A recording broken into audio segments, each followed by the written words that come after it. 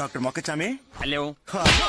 சினிமால வில்லனா நடிக்கிறவங்க நிஜத்துல ரொம்ப நல்லவங்களா இருக்கிறதும், சினிமால காமெடியா நடிக்கிற ஒரு சில பேர் நிஜத்துல வில்லனா இருக்கிறதையும் நம்ம பார்த்திருக்கோம். அந்த வகையில வடிவேலு தான் இப்ப ரீசெண்ட் டைம்ல எல்லா நடிகர்களும் குறை சொல்லிட்டு இருக்காங்க. உண்மை என்னன்னா, யாருமே திரையில இருக்கிறது போல ஹீரோவாவோ வில்லனாவோ காமெடியனாவோ நிஜ வாழ்க்கையில இருக்கிறது கிடையாது. என்னதான் வடிவேலுவை பத்தி எல்லாருமே இவ்வளவு குறைகள் சொன்னாலும், நம்மள தன்னோட நடிப்பின் மூலம் டெய்லி சிரிக்க வச்ச, இப்ப வரைக்கும் எல்லாரையும் சிரிக்க வச்சிட்டு இருக்கிற வைகை புயல் வடிவேலுவை பத்தி கூப்பிட்டு கேட்டு பாருங்களா, அவர் கூட நடிச்சவங்களை எங்கேயாச்சும் உதவி பண்ணியிருக்கிறாங்களா, வீடு வாசல் வாங்கி கொடுத்துருக்கிறாரா, இல்லை பிள்ளைகளுக்கு பீஸ் கட்டியிருக்கிறாரான்னு கழுவி ஊற்றிடுவாங்க கூட நடிச்சுவீங்க. வடிவேலு சார் ஒரு பெரிய கம்பேக் பழைய ஃபோர்ஸ்ல வந்து சும்மா பெரிய கம்பேக்கா கொடுக்கணும்னா என்ன விஷயத்த பண்ணனா சரியா வரும் அப்படின்னு அது நடக்காது, பண்ண முடியாது, இனி நடக்காது, அவ்வளவுதான்.